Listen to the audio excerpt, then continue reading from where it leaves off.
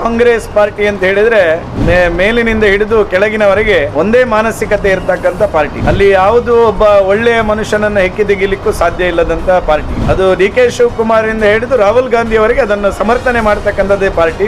ಆದರೆ ಭಾರತೀಯ ಜನತಾ ಪಾರ್ಟಿ ಹಾಗಲ್ಲ. ಯಾವುದೇ ಒಬ್ಬ ನಾಯಕ ತಪ್ಪು ಹೇಳಿಕೆಯನ್ನು ಕೊಟ್ಟಾಗ ಅವನ ಹೇಳಿಕೆ ಅದು ವೈಯಕ್ತಿಕ ಹೇಳಿಕೆ, ಇದು ಪಾರ್ಟಿಗೂ ಅದಕ್ಕೂ ಸಂಬಂಧ ಇಲ್ಲ ಅಂತ ಹೇಳುವಂತ ತಿದ್ದಿಕೊಳ್ಳತಕ್ಕಂಥ ಪಾರ್ಟಿ ಅದು ಭಾರತೀಯ ಜನತಾ ಪಾರ್ಟಿ. ಕಾಂಗ್ರೆಸ್ ಪಾರ್ಟಿದು ಮನೆ ಮಕ್ಕಳ ಚಾಲಿ ಊರಿಗೆಲ್ಲ ಎನ್ನುವಂಥ ರೀತಿಯಲ್ಲಿ ಆ ಚಾಳಿ ಅವ್ರದ್ದೆಲ್ಲ ಎಲ್ಲ ಪಾರ್ಟಿಯ ಎಲ್ಲ ನಾಯಕರಿಗೂ ಅನ್ವಯ ಆಗ್ತಕ್ಕಂಥದ್ದು. ಕಾಂಗ್ರೆಸ್ಸಿನ ಹತಾಶೆಯ ಭಾವನೆಗಳು ಇವತ್ತು ರಾಜ್ಯದಲ್ಲಿ ವ್ಯಕ್ತ ಆಗಿರ್ತಕ್ಕಂಥದ್ದನ್ನು ನಾವು ಕಂಡುಕೊಳ್ತಾ ಇದ್ದೇವೆ. ಈ ರಾಜ್ಯದ ಒಬ್ಬರು ಸಚಿವರು ಶಿವರಾಜ್ ತಂಗಡಗಿಯವರು ಮೋದಿಯವರನ್ನು ಬೆಂಬಲಿಸುವ ಯುವಕರಿಗೆ ಕಪಾಲಕ್ಕೆ ಹೊಡೀರಿ ಎನ್ನುವಂಥ ಮಾತನ್ನು ಹೇಳುವ ಮೂಲಕ 2024ರ ಲೋಕಸಭಾ ಕ್ಷೇತ್ರದ ಲೋಕಸಭಾ ಚುನಾವಣೆಯಲ್ಲಿ ಕಾಂಗ್ರೆಸ್ ಸೋಲನ್ನು ಒಪ್ಪಿಕೊಂಡಿದೆ ಎನ್ನುವಂಥ ಮಾತು ತಂಗಡಿಗೆ ಅವರ ಬಾಯಲ್ಲಿ ಬಂದಿದೆ ಎನ್ನುವಂಥದ್ದನ್ನು ನಾನು ಈ ಸಂದರ್ಭದಲ್ಲಿ ಹೇಳಲಿಕ್ಕೆ ಇಚ್ಛೆ ಪಡ್ತೇನೆ. ಕಾಂಗ್ರೆಸ್ನ ದ್ವೇಷ ಮತ್ತು ಅಸಹಿಷ್ಣುತೆಯ ಮಾತುಗಳು ಇದು ಕೇವಲ ಈ ಬಾರಿಯ ಚುನಾವಣೆಯ ಸಂದರ್ಭದಲ್ಲಿ ಬರತಕ್ಕಂಥದ್ದಲ್ಲ. ಅನೇಕ ಬಾರಿ ಚುನಾವಣೆಗಳು ನಡೆದಂತಹ ಸಂದರ್ಭದಲ್ಲಿ ಭಾರತೀಯ ಜನತಾ ಪಾರ್ಟಿಯನ್ನು ಮತ್ತು ಮೋದಿಯವರನ್ನು ಎದುರಿಸಲಾಗದೆ ಅನೇಕ ಮಾತುಗಳನ್ನು ಅನೇಕ ಚುನಾವಣೆ ಸಂದರ್ಭದಲ್ಲಿ ಕಾಂಗ್ರೆಸ್ನ ನಾಯಕರು ಆಡಿರ್ತಕ್ಕಂಥದ್ದನ್ನು ಒಮ್ಮೆ ನೆನಪು ಮಾಡಿಕೊಳ್ಳಬೇಕು. ಸೋನಿಯಾ ಗಾಂಧಿ ಅವರು ಗುಜರಾತ್ ವಿಧಾನಸಭಾ ಕ್ಷೇತ್ರದ ಚುನಾವಣೆಯಲ್ಲಿ ಆ ಚುನಾವಣೆಯ ಸಂದರ್ಭದಲ್ಲಿ ಮೋದಿಯವರನ್ನು ಮೌತ್ ಕಾ ಸೌದಾಗರ್ ಎನ್ನುವಂತಹ ಮಾತುಗಳನ್ನು ಹೇಳುವ ಮೂಲಕ ಮೋದಿಯವರಿಗೆ ಅಪಮಾನವನ್ನು ಮಾಡಿದರು. ಅದಕ್ಕೆ ತಕ್ಕ ಉತ್ತರವನ್ನು ಗುಜರಾತಿನ ಜನತೆ ಆ ಚುನಾವಣೆಯಲ್ಲಿ ಕೊಟ್ಟಿತು. 2014ರ ಲೋಕಸಭಾ ಕ್ಷೇತ್ರದ ಚುನಾವಣೆಯಲ್ಲಿ ಕಾಂಗ್ರೆಸ್ನ ಬಹಳ ಮೇಧಾವಿ ಅಂತ ಹೇಳಿಸಿಕೊಂಡಿರ್ತಕ್ಕಂಥ ಮಣಿಶಂಕರ್ ಅಯ್ಯರ್ ಅವರು ಚಾಯ್ ವಾಲಾ ಚಾಯ್ ಬೇಜನೆ ಕೇಲಿಯೇ ಲಾಯಕ್ ಎನ್ನುವಂತಹ ಮಾತನ್ನು ಹೇಳಿ ದುಡಿಯುವ ವರ್ಗಕ್ಕೆ ಅಪಮಾನವನ್ನು ಮಾಡಿದರು. ದುಡಿಯುವ ವರ್ಗ ಆ ಚುನಾವಣೆಯಲ್ಲಿ ಮೋದಿಯವರನ್ನು ಆಯ್ಕೆ ಮಾಡಿ ಬಿಜೆಪಿಯನ್ನು ಚುನಾವಣೆಯಲ್ಲಿ ಗೆಲ್ಲಿಸ್ತಕ್ಕಂಥ ಕೆಲಸವನ್ನು ಮಾಡಿದರು. ಈ ರೀತಿ ಅನೇಕ ಸಂದರ್ಭಗಳಲ್ಲಿ ಕಾಂಗ್ರೆಸ್ನ ನಾಯಕರು ಮೋದಿಯವರನ್ನು ಅಪಮಾನ ಮಾಡಿರ್ತಕ್ಕಂಥದ್ದ ಸಂದರ್ಭಗಳಿದೆ. ಪ್ರಾಯಶಃ AICCಯ ಅಧ್ಯಕ್ಷರಾಗಿರ್ತಕ್ಕಂಥ ಮಲ್ಲಿಕಾರ್ಜುನ್ ಖರ್ಗೆ ಅವರು ಪ್ರಧಾನಮಂತ್ರಿಯವರನ್ನು ವಿಷ ಸರ್ಪಕ್ಕೆ ಹೋಲಿಸಿರುವುದನ್ನು ಸಹ ನಾನು ಈ ಸಂದರ್ಭದಲ್ಲಿ ಉಲ್ಲೇಖ ಮಾಡಬೇಕಾಗ್ತದೆ. ಪ್ರಾಯಶಃ ಅವರ ಮಗ ಈ ರಾಜ್ಯದ ಸಚಿವರಾಗಿದ್ದಂತಹ ಪ್ರಿಯಾಂಕ್ ಖರ್ಗೆ ಅವರು ಮೋದಿಯವರಿಗೆ ಚೋರ್ ಗುರು ಚಾಂಡಾಲ ಶಿಷ್ಯ ಎನ್ನುವಂತಹ ಮಾತನ್ನು ಹೇಳುವ ಮೂಲಕ ಒಂದು ಸಮಾಜಕ್ಕೆ ಅಪಮಾನ ಮಾಡತಕ್ಕಂಥ ಕೆಲಸ ಕಾರ್ಯಗಳನ್ನು ಮಾಡಿರ್ತಕ್ಕಂಥದ್ದು. ಪ್ರಾಯಶಃ ನಾನು ಈ ಸಂದರ್ಭದಲ್ಲಿ ಹೇಳಲಿಕ್ಕೆ ಇಷ್ಟಪಡ್ತೇನೆ, ಯುವಕರನ್ನು ಮುಂದಿಟ್ಟುಕೊಂಡು ಶಿವರಾಜ್ ತಂಗಡಗಿ ಅವರು ಏನು ಮಾತನ್ನು ಹೇಳಿದ್ದಾರೆ, ಈ ದೇಶದ ಇತಿಹಾಸವನ್ನು ಸ್ವಲ್ಪ ಶಿವರಾಜ್ ತಂಗಡಗಿ ಅವರು ಅರ್ಥ ಮಾಡಿಕೊಳ್ಬೇಕು. ನರೇಂದ್ರ ಮೋದಿ ಅವರು ಈ ದೇಶದ ಪ್ರಧಾನಮಂತ್ರಿ ಆದ ನಂತರ ಈ ದೇಶದ ಯುವಕರಿಗೆ ಸಿಕ್ಕಿರತಕ್ಕಂಥ ಅವಕಾಶಗಳನ್ನು ಒಮ್ಮೆ ಅವಲೋಕನ ಮಾಡಬೇಕಾಗ್ತದೆ. ಸರ್ಕಾರಿ ಉದ್ಯೋಗದಲ್ಲಿ ಸನ್ಮಾನ್ಯ ನರೇಂದ್ರ ಮೋದಿಯವರು ಉದ್ಯೋಗ ಸೃಷ್ಟಿಯನ್ನು ಮಾಡಿರ್ತಕ್ಕಂಥ ಅನುಪಾತಗಳು, ಈ ದೇಶದಲ್ಲಿ ಮಾಡಿರ್ತಕ್ಕಂಥ ಅಭಿವೃದ್ಧಿ ಕಾರ್ಯದಿಂದಾಗಿ ಈ ದೇಶದಲ್ಲಿ ಸೃಷ್ಟಿಯಾಗಿರ್ತಕ್ಕಂಥ ಅನೇಕ ಪರೋಕ್ಷವಾಗಿ ಉದ್ಯೋಗ ಸೃಷ್ಟಿಯಾಗಿರ್ತಕ್ಕಂಥದ್ದು, ಅನೇಕ ಕೈಗಾರಿಕಾ ವಲಯಗಳ ಸ್ಥಾಪನೆ, ಅನೇಕ ಖಾಸಗಿ ಉದ್ಯಮಿಗಳು ಈ ದೇಶದಲ್ಲಿ ಉದ್ಯಮಿಗಳನ್ನು ಪ್ರಾರಂಭ ಮಾಡಿ ಕೋಟ್ಯಾಂತರ ಯುವಕರ ಕೈಗೆ ಉದ್ಯೋಗ ಸೃಷ್ಟಿಯಾಗಿರ್ತಕ್ಕಂಥದ್ದನ್ನು ಶಿವರಾಜ್ ತಂಗಡಗಿ ಅವರು ನೆನಪು ಮಾಡಿಕೊಳ್ಳಬೇಕು. ಇವತ್ತು ಶಿವರಾಜ್ ತಂಗಡಿಗೆಯವರು ಯಾರನ್ನೋ ಮೆಚ್ಚಿಸುವ ಸಲುವಾಗಿ ಯುವಕರನ್ನು ದಾರಿ ತಪ್ಪಿಸ್ತಕ್ಕಂಥ ಹೇಳಿಕೆಯನ್ನು ಕೊಟ್ಟಿದ್ದೀರಿ. ಮೊದಲು ನೀವು ಹೇಳಿರ್ತಕ್ಕಂಥ ಮಾತು ಯಾರಿಗೆ ಅನ್ವಯ ಆಗ್ತದೆ ಅಂತ ಹೇಳಿದ್ರೆ ಈ ರಾಜ್ಯದಲ್ಲಿರ್ತಕ್ಕಂಥ ಕಾಂಗ್ರೆಸ್ ಸರ್ಕಾರಕ್ಕೆ. SC ಮತ್ತು ST ಸಮುದಾಯದ ಅಭಿವೃದ್ಧಿಗೆ ಉಪಯೋಗ ಆಗ್ತಕ್ಕಂಥ ಅನುದಾನ ಏನಿದೆ, ಕಳೆದ ಬಾರಿ ಸುಮಾರು 11,000 ಕೋಟಿ ರೂಪಾಯಿ, ಈ ವರ್ಷದ ಸುಮಾರು 14,000 ಕೋಟಿ ರೂಪಾಯಿಗಳು ಈ ರಾಜ್ಯದ SC ಮತ್ತು ಈ ರಾಜ್ಯದ ST ಸಮುದಾಯಗಳಿಗೆ ಉಪಯೋಗ ಆಗತಕ್ಕಂಥ ಅನುದಾನವನ್ನು ನೀವು ನಿಮ್ಮ ಚುನಾವಣಾ ರಾಜಕೀಯದ ಗಿಮಿಕ್ ಆಗಿರ್ತಕ್ಕಂಥ ಗ್ಯಾರಂಟಿಗೆ ಉಪಯೋಗ ಮಾಡುವ ಮೂಲಕ SC ಮತ್ತು ST ಸಮುದಾಯದ ಅಭಿವೃದ್ಧಿಗೆ ಇಟ್ಟಿರ್ತಕ್ಕಂಥ ಅನುದಾನವನ್ನು ನೀವು ದುರುಪಯೋಗ ಪಡಿಸಿಕೊಳ್ಳುವ ಮೂಲಕ ಇವತ್ತು ಆ ಸಮಾಜದ ಬಂಧುಗಳು ಈ ಮಾತನ್ನು ಆಡಬೇಕಾದಂಥ ಪರಿಸ್ಥಿತಿಯನ್ನು ನಿರ್ಮಾಣ ಮಾಡಿರ್ತಕ್ಕಂಥದ್ದು ನಿಮ್ಮ ಕಾಂಗ್ರೆಸ್ ಸರ್ಕಾರ ಎನ್ನುವಂಥದ್ದನ್ನು ಶಿವರಾಜ್ ತಂಗಡಿಗೆ ಅವರಿಗೆ ನೆನಪು ಮಾಡಿಕೊಡ್ತೇನೆ. ನೀವು ಅದೇ ಸಮುದಾಯದಲ್ಲಿ ಹುಟ್ಟಿ ಬೆಳೆದು ಅದೇ ಸಮುದಾಯದಲ್ಲಿ ಶಾಸಕರಾಗಿ ಇವತ್ತು ಅದೇ ಸಮುದಾಯದ ಕೋಟದಲ್ಲಿ ಮಂತ್ರಿಗಳಾಗಿ ಇವತ್ತು SC ಸಮುದಾಯಕ್ಕೆ ಮೀಸಲಾಗಿರ್ತಕ್ಕಂಥ ST ಸಮುದಾಯಕ್ಕೆ ಮೀಸಲಾಗಿರ್ತಕ್ಕಂಥ ಅನುದಾನವನ್ನು ವಂಚನೆ ಮಾಡತಕ್ಕಂಥ ನಿಮ್ಮ ಸರ್ಕಾರದ ವಿರುದ್ಧ ನೀವು ನಿಮ್ಮ ಸಮುದಾಯದ ಪರವಾಗಿ ನೀವು ಮಾತಾಡಬೇಕಾಗಿರ್ತಕ್ಕಂಥ ಸಮಯದಲ್ಲಿ ನೀವಿವತ್ತು ಕಾಂಗ್ರೆಸ್ನ ದುರಾಡಳಿತವನ್ನು ಮುಚ್ಚಿ ಹಾಕುವ ನಿಟ್ಟಿನಲ್ಲಿ ಮೋದಿಯವರ ವಿರುದ್ಧ ಆಡಿರ್ತಕ್ಕಂಥ ಮಾತನ್ನು ನಾವು ಖಂಡನೆಯನ್ನು ಈ ಸಂದರ್ಭದಲ್ಲಿ ಮಾಡ್ತೇವೆ. ನಾನು ಶಿವರಾಜ್ ತಂಗಡಿಗೆ ಅವರಿಗೆ ಕೇಳಲಿಕ್ಕೆ ಇಷ್ಟಪಡ್ತೇನೆ. ನಾನು ನರೇಂದ್ರ ಮೋದಿಯವರು ಮಾಡಿರ್ತಕ್ಕಂಥ ಸಾಧನೆಗಳು ಪ್ರಾಯಶಃ ಸ್ವತಂತ್ರ ಭಾರತದ ಇತಿಹಾಸದಲ್ಲಿ ನರೇಂದ್ರ ಮೋದಿಯವರು ಮಾಡಿರ್ತಕ್ಕಂಥ ಸಾಧನೆಗಳನ್ನು ಯಾವುದೇ ಸ್ವತಂತ್ರ ಭಾರತದ ಇತಿಹಾಸದಲ್ಲಿ ಕಾಂಗ್ರೆಸ್ ಸರ್ಕಾರಕ್ಕೆ ಮಾಡಲಿಕ್ಕೆ ಸಾಧ್ಯ ಆಗದಂತಹ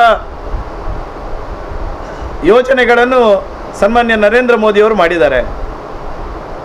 ಕರ್ನಾಟಕದಲ್ಲಿ ಸುಮಾರು 54 ಲಕ್ಷ ಕೃಷಿ ಕುಟುಂಬಗಳಿಗೆ ವಾರ್ಷಿಕವಾಗಿ 5,40,00,000 ಕುಟುಂಬಗಳಿಗೆ ವಾರ್ಷಿಕವಾಗಿ 6,000 ರೂಪಾಯಿಯಂತೆ ಸುಮಾರು 16,24,000 ಕೋಟಿ ರೂಪಾಯಿಗಳ ಕೃಷಿ ಸನ್ಮಾನ್ ಯೋಜನೆಯ ಮೂಲಕ ಈ ರಾಜ್ಯದ ಜನರಿಗೆ ಕೊಟ್ಟಿರ್ತಕ್ಕಂಥದ್ದು ಮೋದಿಯವರು ತಪ್ಪ? ಇವತ್ತು ಕರ್ನಾಟಕದಲ್ಲಿರ್ತಕ್ಕಂಥ ಬಡ ಜನರಿಗೆ ಆವಾಸ್ ಯೋಜನೆಯ ಮೂಲಕ ಸುಮಾರು 6,51,203 ಕುಟುಂಬಗಳಿಗೆ ಮನೆ ನಿರ್ಮಾಣ ಮಾಡಿಕೊಟ್ಟಿರ್ತಕ್ಕಂಥ ಕಾರ್ಯವನ್ನು ಮಾಡಿರ್ತಕ್ಕಂಥದ್ದು ಮೋದಿಯವರು ತಪ್ಪ? ಕಳೆದ ನರೇಂದ್ರ ಮೋದಿಯವರ ಅವಧಿಯಲ್ಲಿ ನಮ್ಮ ಹೆಣ್ಣು ಮಕ್ಕಳ ಮರ್ಯಾದೆಯಿಂದ ಜೀವನ ಮಾಡಬೇಕೆನ್ನುವಂಥ ದೃಷ್ಟಿಯನ್ನಿಟ್ಟುಕೊಂಡು ಸ್ವಚ್ಛ ಭಾರತ ಯೋಜನೆ ಅಡಿಯಲ್ಲಿ ಕರ್ನಾಟಕದ ಸುಮಾರು 48,56,777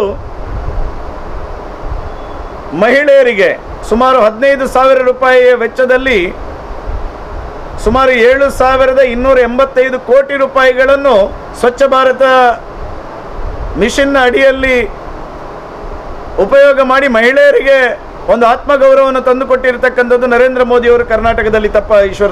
ಶಿವರಾಜ್ ತಂಗಡಿಗೆ ಅವರೇ,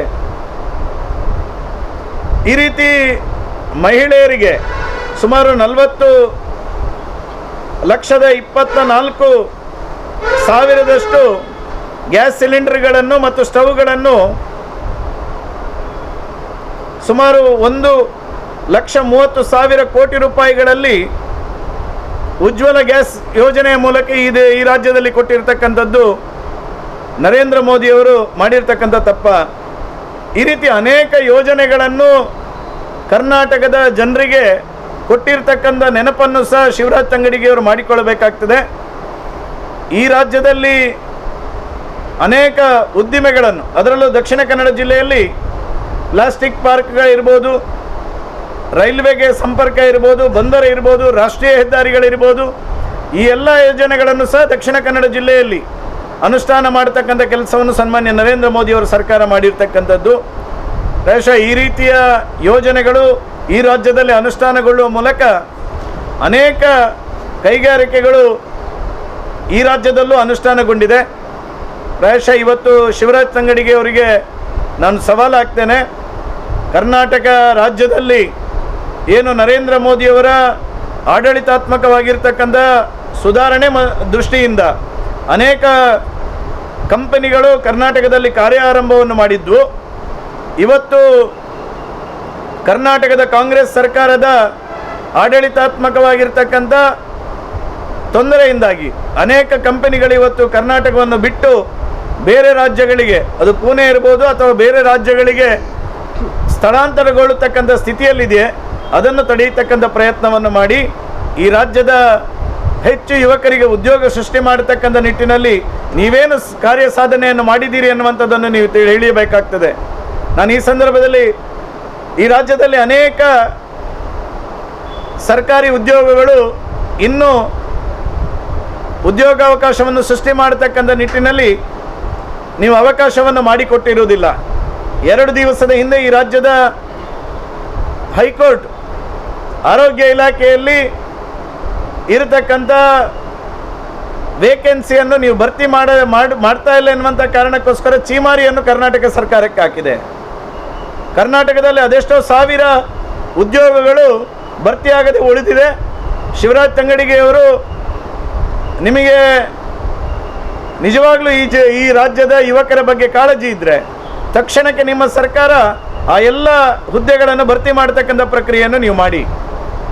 ದಕ್ಷಿಣ ಕನ್ನಡ ಜಿಲ್ಲೆಯಲ್ಲಿ VAಗಳ ಕೊರತೆಯನ್ನು ನಿಮ್ಮ ಸರ್ಕಾರಕ್ಕೆ ಕಾಣೋದಿಲ್ವಾಗಾದರೆ, ನಮ್ಮ ತಾಲೂಕಿನಲ್ಲಿ, ನಮ್ಮ ಜಿಲ್ಲೆಯಲ್ಲಿ ಸುಮಾರು 90 VA ರಿಕ್ರೂಟ್ಮೆಂಟ್ಗೆ ಪೆಂಡಿಂಗ್ ಇರ್ತಕ್ಕಂಥದ್ದು. ಈ ಜಿಲ್ಲೆಯ 90, ಈ ರಾಜ್ಯದ 90 ಯುವಕರಿಗೆ ಉದ್ಯೋಗವನ್ನು ಒದಗಿಸಿಕೊಡಲಿಕ್ಕೆ ಸಾಧ್ಯ ಆಗ್ತದೆ. ನಿಮ್ಮ ಸರ್ಕಾರ ಇವತ್ತು ರಾಜ್ಯದಲ್ಲಿ ಆಡಳಿತವನ್ನು ಮಾಡ್ತಾ ಇದೆ. VA ರಿಕ್ರೂಟ್ಮೆಂಟ್ ಮಾಡಲಿಕ್ಕೂ ನಿಮಗೆ ಸಾಧ್ಯ ಆಗ್ತಾ ಇಲ್ಲದಂಥ ಸ್ಥಿತಿಯಲ್ಲಿ ನಿಮ್ಮ ಸರ್ಕಾರ ಇದೆ. ನೀವು ನರೇಂದ್ರ ಮೋದಿಯವರಿಗೆ ಬೊಟ್ಟು ಮಾಡ್ತೀರಾ? ರಾಜ್ಯದ ಈ ರೀತಿ ಎಲ್ಲ ಜಿಲ್ಲೆಗಳಲ್ಲಿ VAಗಳ ವೇಕೆನ್ಸಿ ಇದೆ, PDOಗಳ ವೇಕೆನ್ಸಿ ಇದೆ, ತಾಲೂಕು ಆಫೀಸ್ನಲ್ಲಿ FDA SDA ವೇಕೆನ್ಸಿ ಇದೆ, ಆರೋಗ್ಯ ಇಲಾಖೆಯಲ್ಲಿ ಸಿಬ್ಬಂದಿಗಳ ವೇಕೆನ್ಸಿ ಇದೆ. ಎಲ್ಲ ರಾಜ್ಯದ ಸರ್ಕಾರಿ ಇಲಾಖೆಯಲ್ಲಿ ಇಷ್ಟು ವೇಕೆನ್ಸಿಯನ್ನು ಇಟ್ಟುಕೊಂಡು ದೇಶದಲ್ಲಿ ಕೋಟ್ಯಾಂತರ ಉದ್ಯೋಗವನ್ನು ಸೃಷ್ಟಿ ಮಾಡಿರ್ತಕ್ಕಂಥ ನರೇಂದ್ರ ಮೋದಿಯವರಿಗೆ ಬೊಟ್ಟು ಮಾಡತಕ್ಕಂಥದ್ದು ಇದು ನಿಮ್ಮ ಕಾಂಗ್ರೆಸ್ನ ಚಾಳಿಯನ್ನು ತೋರಿಸ್ತದೆ ಎನ್ನುವಂಥದ್ದನ್ನು ನಾನು ಈ ಸಂದರ್ಭದಲ್ಲಿ ಹೇಳಲಿಕ್ಕೆ ನಾನು ಇಷ್ಟಪಡ್ತೇನೆ. ಶಿವರಾಜ್ ತಂಗಡಿಗೆಯವರು ನಿಜವಾಗಲೂ SC ಮತ್ತು ST ಸಮುದಾಯಕ್ಕೆ ಆಗಿರ್ತಕ್ಕಂಥ ಅನ್ಯಾಯವನ್ನು ನೀವು ಸರಿಪಡಿಸಬೇಕು. ನೀವು ಈ ರಾಜ್ಯದಲ್ಲಿರ್ತಕ್ಕಂಥ ಸರ್ಕಾರಿ ಉದ್ಯೋಗಗಳು ಎಷ್ಟು ವೇಕೆನ್ಸಿ ಇದೆ ಅದನ್ನು ಭರ್ತಿ ಮಾಡ್ತಕ್ಕಂಥ ಪ್ರಕ್ರಿಯೆಗೆ ನೀವು ಮುಂದಾದರೆ ನಾವೇ ಸ್ವತಃ ರಾಜಕೀಯವನ್ನು ಬಿಟ್ಟು ನೀವು ಮಾಡಿರ್ತಕ್ಕಂಥ ಕೆಲಸಕ್ಕೆ ನಾವು ಶಾಬಾಷ್ಗಿರಿ ಕೊಡ್ತೇವೆ ಶಿವರಾಜ್ ತಂಗಡಿಗೆಯವರೇ. ಆದರೆ ನರೇಂದ್ರ ಮೋದಿಯವರು ಈ ರಾಜ್ಯಕ್ಕೆ, ಈ ದೇಶದ ಯುವಕರಿಗೆ ಮಾಡಿರ್ತಕ್ಕಂಥ ಸಾಧನೆಯನ್ನು ಪಕ್ಷಾತೀತವಾಗಿ ನೀವು ಸ್ವಾಗತಿಸ್ತಕ್ಕಂಥ ಕೆಲಸವನ್ನು ಮಾಡಬೇಕೆನ್ನುವಂಥ ಆಗ್ರಹವನ್ನು ಸಹ ನಾನು ಈ ಸಂದರ್ಭದಲ್ಲಿ ಮಾಡ್ತೇನೆ. ಸನ್ಮಾನ್ಯ ನರೇಂದ್ರ ಮೋದಿಯವರು ಆ ಅಧಿಕಾರಕ್ಕೆ ಬಂದ ನಂತರ, ಉದಾಹರಣೆಗೆ ಮಂಗಳೂರಿನನ್ನು ನಾನು ಕೇಳ್ತಾ ಉಂಟಲ್ಲ, ಮಂಗಳೂರಿನಲ್ಲಿ ನಾನು ಉದಾಹರಣೆ ಕೊಡ್ತೇನೆ. ಮಂಗಳೂರಿನಲ್ಲಿ ಇವಾಗ ಪ್ಲಾಸ್ಟಿಕ್ ಪಾರ್ಕನ್ನು ನರೇಂದ್ರ ಮೋದಿಯವರು ಸರ್ಕಾರ ಮಾಡಿತ್ತು. ಪ್ಲಾಸ್ಟಿಕ್ ಪಾರ್ಕಿನಲ್ಲಿ ಬಿಗ್ ಬ್ಯಾಗ್ ಎನ್ನುವಂಥ ಒಂದು ಕಂಪನಿ ಇದೆ. ಆ ಬಿಗ್ ಬ್ಯಾಗ್ನಲ್ಲಿ ಎಷ್ಟು ಉದ್ಯೋಗ ಸೃಷ್ಟಿಯಾಗಿದೆ? ಸುಮಾರು 1,500 ಎಂಪ್ಲಾಯ್ಮೆಂಟ್ ಸೃಷ್ಟಿಯಾಗಿರ್ತಕ್ಕಂಥದ್ದು. ಈ ಉದ್ಯೋಗ ಸೃಷ್ಟಿಯನ್ನು 2 ರೀತಿಯಲ್ಲಿ ನಾವು ಪರಿಗಣನೆ ಮಾಡಬೇಕು. ಸರ್ಕಾರದ ಆಡಳಿತಾತ್ಮಕ ವ್ಯವಸ್ಥೆಯಲ್ಲಿ ಆಗಿರ್ತಕ್ಕಂಥ ಉದ್ಯೋಗದ ಸೃಷ್ಟಿ, ಆಮೇಲೆ ಸರ್ಕಾರದ ಯೋಜನೆಗಳ ಅನುಷ್ಠಾನ ಆದ ನಂತರ ಅನೇಕ ಪರೋಕ್ಷವಾಗಿರ್ತಕ್ಕಂಥ ಉದ್ಯೋಗ ಸೃಷ್ಟಿ. ಒಂದು ನಿಮಿಷ, ಉದ್ಯೋಗ ಎನ್ನುವಂಥದ್ದು ಡೈರೆಕ್ಟ್ ಇರಲಿ ಇಂಡೈರೆಕ್ಟ್ ಇರಲಿ. ಉದಾಹರಣೆಗೆ ನರೇಂದ್ರ ಮೋದಿಯವರು ಬಂದ ನಂತರ ಸ್ಟಾರ್ಟ್ ಆಯಿತು. ಆ ಸ್ಟಾರ್ಟಪ್ ಹಿಂದೆ ಇತ್ತ ಸ್ಟಾರ್ಟಪ್ಗಳು ಕೇವಲ ಉದ್ಯೋಗ ಸೃಷ್ಟಿ ಎನ್ನುವಂಥದ್ದು ಸ್ಯಾಲ್ರಿ ಪಡೆಯುವಂಥ ಉದ್ಯೋಗ ಮಾತ್ರ ಅಲ್ಲ, MSME ಲೋನ್ ಸ್ವತಃ ಸ್ವ ಉದ್ಯೋಗವನ್ನು ಮಾಡ್ತಕ್ಕಂಥ ದೃಷ್ಟಿಯಲ್ಲೂ ಸರ್ಕಾರ ಏನು ಅದಕ್ಕೆ ಶಕ್ತಿಯನ್ನು ತುಂಬಿದೆ. MSME ಮೂಲಕ ಅನೇಕ ಲೋನ್ಗಳನ್ನು ಕೊಡುವ ಮೂಲಕ ಸ್ವ ಉದ್ಯೋಗ, ಇವತ್ತು ಮುದ್ರಾ ಯೋಜನೆಯಲ್ಲಿ ಅನೇಕ ಮುದ್ರಾ ಯೋಜನೆ ಅನೇಕ ಉದ್ಯೋಗಗಳು ಸೃಷ್ಟಿಯಾಗಿದೆ. ಈ ಎಲ್ಲ ಉದ್ಯೋಗಗಳ ಮಾಹಿತಿಗಳು ಸ್ಟ್ಯಾಟಿಸ್ಟಿಕ್ಸಲ್ಲಿ ಬರ್ತದೇ ಇಲ್ವ ಅಂತ ಗೊತ್ತಿಲ್ಲ. ಆದರೆ ಉದಾಹರಣೆಗೆ ಬಿಗ್ ಬ್ಯಾಗನ್ನೇ ನಾನು ತಗೊಳ್ತೇನೆ. ಬಿಗ್ ಬ್ಯಾಗ್ನಲ್ಲಿ ನೇರವಾಗಿ 1,500 ಎಂಪ್ಲಾಯ್ಮೆಂಟ್ ಜನರೇಟ್ ಆಗಿದ್ದರೆ ಪರೋಕ್ಷವಾಗಿ ಅನೇಕ ಕ್ಯಾಬ್ಗಳಿರ್ಬೋದು, ಅನೇಕ ಅಲ್ಲಿ ಹೋಟೆಲ್ಗಳಿರ್ಬೋದು, ಅನೇಕ ಲಾಡ್ಜ್ಗಳಿರ್ಬೋದು, ಅನೇಕ ರೆಂಟೆಡ್ ಬಿಲ್ಡಿಂಗ್ಗಳಿರ್ಬೋದು, ಈ ರೀತಿ ಪರೋಕ್ಷವಾಗಿಯೂ ಈ ದೇಶದಲ್ಲಿ ಅನೇಕ ಉದ್ಯೋಗಗಳು ಸೃಷ್ಟಿಯಾಗಿರ್ತಕ್ಕಂಥದ್ದು. ಆರ್ಥಿಕತೆಯ ಮಟ್ಟ ಇವತ್ತು ಜಾಸ್ತಿ ಆಗಿರ್ತಕ್ಕಂಥದ್ದು ನರೇಂದ್ರ ಮೋದಿಯವ್ರ ಸರ್ಕಾರದ ಅವಧಿಯಲ್ಲಿ. ನಮ್ಮ ಸರ್ಕಾರ ಇದ್ದಂಥ ಸಂದರ್ಭದಲ್ಲೂ ಸುಮಾರು 60 ವೇಕೆನ್ಸಿಗಳು ಸೃಷ್ಟಿಯಾಗಿತ್ತು. ಆ ಸಂದರ್ಭದಲ್ಲಿ ಕೋವಿಡ್ ಬಂದ ಕಾರಣಕ್ಕೋಸ್ಕರ ಎಲ್ಲ PUCಯಲ್ಲಿ ಪಾಸಾಗಿರ್ತಕ್ಕಂಥವರು ಎಲ್ಲರನ್ನು ಜನರಲ್ ಆಗಿ ಎಲ್ಲರನ್ನು ಪಾಸ್ ಮಾಡಿರುವ ಕಾರಣಕ್ಕೋಸ್ಕರ ನಮಗೆ ಆ ಸಂದರ್ಭದಲ್ಲಿ ರಿಕ್ರೂಟ್ಮೆಂಟ್ ಮಾಡಲಿಕ್ಕೆ ಕಾನೂನಾತ್ಮಕ ತೊಡಕು ಬಂತು. ಆವಾಗ ಸರ್ಕಾರದ ಇಲಾಖೆಗಳು ಏನು ಹೇಳಿತ್ತು ಅಂತ ಹೇಳಿದರೆ, ಇದಕ್ಕೆ ಪರ್ಯಾಯವಾಗಿರ್ತಕ್ಕಂಥ ಪರೀಕ್ಷೆಯನ್ನು ಮಾಡಬೇಕಾಗ್ತದೆ. ಯಾಕಂದರೆ VA ರಿಕ್ರೂಟ್ಮೆಂಟ್ ಹೇಗೆ ನಡೀತದೆ ಅಂತ ಹೇಳಿದರೆ, PUC ಮಾರ್ಕಿನ ಆಧಾರದಲ್ಲಿ ನಾವು ಕಟ್ ಆಫ್ ಮಾಡಿ ಯಾರು PUCಯಲ್ಲಿ ಅತ್ಯಂತ ಹೆಚ್ಚು ಅಂಕಗಳನ್ನು ಪಡೆದಿದ್ದಾರೆ, ಎಷ್ಟು ವೇಕೆನ್ಸಿ ಇದೆಯಾ ಅಷ್ಟು ಜನರನ್ನು ನೇರ ಆಯ್ಕೆಯ ಮೂಲಕ VAಗಳ ರಿಕ್ರೂಟ್ಮೆಂಟ್ ಆಗ್ತಾಯಿತ್ತು. ಆದರೆ ಆ ಕೋವಿಡ್ನ ಸಂದರ್ಭದಲ್ಲಿ ಎಲ್ಲರನ್ನೂ ಉತ್ತೀರ್ಣ ಮಾಡಿರುವ ಕಾರಣಕ್ಕೋಸ್ಕರ ನಮಗೆ VA ರಿಕ್ರೂಟ್ಮೆಂಟಿಗೆ ಪರ್ಯಾಯವಾಗಿರ್ತಕ್ಕಂಥ ಒಂದು ಪರೀಕ್ಷೆಯನ್ನು ಮಾಡಿಯೇ ಅದನ್ನು VA ರಿಕ್ರೂಟ್ಮೆಂಟ್ ಮಾಡಬೇಕೆನ್ನುವಂಥ ಕ್ಲಾಸನ್ನು ಅಧಿಕಾರಿಗಳು ಹಾಕಿರುವ ಕಾರಣಕ್ಕೋಸ್ಕರ ಆ ಸಂದರ್ಭದಲ್ಲಿ ಪ್ರೋಸೆಸ್ ಮಾಡಿತ್ತು. ಆ ಸಂದರ್ಭದಲ್ಲಿ ಚುನಾವಣೆ ಬಂತು. ಈ ಚುನಾವಣೆಯ ನಂತರನೂ ಸರ್ಕಾರಕ್ಕೆ ಜಿಲ್ಲಾ ಉಸ್ತುವಾರಿ ಸಚಿವರಿಗೂ ನಾನು 2-3 ಸಲ ನಾನು ಇಲ್ಲಿ ಎಲ್ಲ ಶಾಸಕರು ಗಮನಕ್ಕೆ ತಂದಿದ್ದೇವೆ. ನಮ್ಮ ಅಧಿವೇಶನದಲ್ಲೂ ಈ ಬಗ್ಗೆ ಪ್ರಶ್ನೆಗಳನ್ನು ಹಾಕಿದ್ದೇವೆ. ಆದಷ್ಟು ಬೇಗ ಈ ರಿಕ್ರೂಟ್ಮೆಂಟ್ ಮಾಡಬೇಕು ಅನ್ನುವಂಥದ್ದು. ಇಷ್ಟರವರೆಗೆ ಸುಮಾರು 9 ತಿಂಗಳಲ್ಲಿ ಯಾವುದೇ ಪ್ರಕ್ರಿಯೆಯನ್ನು VA ರಿಕ್ರೂಟ್ಮೆಂಟ್ ಬಗ್ಗೆ ಮಾಡಲಿಲ್ಲ. 19ರ ನಂತರ ಸುಮಾರು ಅದಕ್ಕಿಂತ ಮುಂಚೆ 40 ವೇಕೆನ್ಸಿ ಇತ್ತು. ಅದರ ನಂತರ 66 ಆಯಿತು. 66 ನಂತರ ಮ್ಯಾಕ್ಸಿಮಮ್ 50% ಆದ ನಂತರನೇ ರಿಕ್ರೂಟ್ಮೆಂಟ್ ಪ್ರೋಸೆಸ್ ಮಾಡೋದು. 50% ಬಿಲೋ ಇದ್ದರೆ ರಿಕ್ರೂಟ್ಮೆಂಟ್ ಪ್ರೋಸೆಸ್ ಮಾಡೋದಿಲ್ಲ. 50% ಅಬೌವ್ ಆದ ನಂತರ ನಾವು ಅದನ್ನು ಇಮಿಡಿಯೇಟ್ ಮಾಡಬೇಕೆನ್ನುವಂಥದ್ದನ್ನು ಆವಾಗ ಕಂದಾಯ ಸಚಿವರಾಗಿರ್ತಂಥ ಅಶೋಕ್ ಅವರಿಗೆ ನಾವು ಇಲ್ಲಿ ಜಿಲ್ಲೆಯ ಎಲ್ಲ MLAಗಳು ಮನವಿ ಕೊಟ್ಟಿದ್ದು. ಆ ಸಂದರ್ಭದಲ್ಲಿ ಕೋವಿಡ್ನ ಈ ಸಮಸ್ಯೆ ಇದೆ. ಈ ಸಮಸ್ಯೆಯಿಂದಾಗಿ ಅದಕ್ಕೆ ಪರ್ಯಾಯವಾಗಿರ್ತಕ್ಕಂಥ ಪರೀಕ್ಷೆಯನ್ನು ಮಾಡಿ, ಏನು ಅರ್ಹತಾ ಪರೀಕ್ಷೆಯನ್ನು ಮಾಡಿಯೇ ರಿಕ್ರೂಟ್ಮೆಂಟ್ ಮಾಡಬೇಕೆನ್ನುವಂಥ ನಿಯಮಾವಳಿ ಬಂದ ಕಾರಣಕ್ಕೋಸ್ಕರ ಅದು ಡಿಲೇ ಆಯಿತು. ಈಗ ಅದಕ್ಕೆ ಬೇಕಾಗಿರ್ತಕ್ಕಂಥ ನಿಯಮಾವಳಿಗಳನ್ನು ಇಲಾಖೆ ರೂಪಿಸಿಕೊಂಡಿದೆ. ಅದನ್ನು ತಕ್ಷಣಕ್ಕೆ ಮಾಡಬೇಕಾದಂಥ ಪ್ರಕ್ರಿಯೆಯನ್ನು ಸರ್ಕಾರ ಮಾಡಬೇಕು.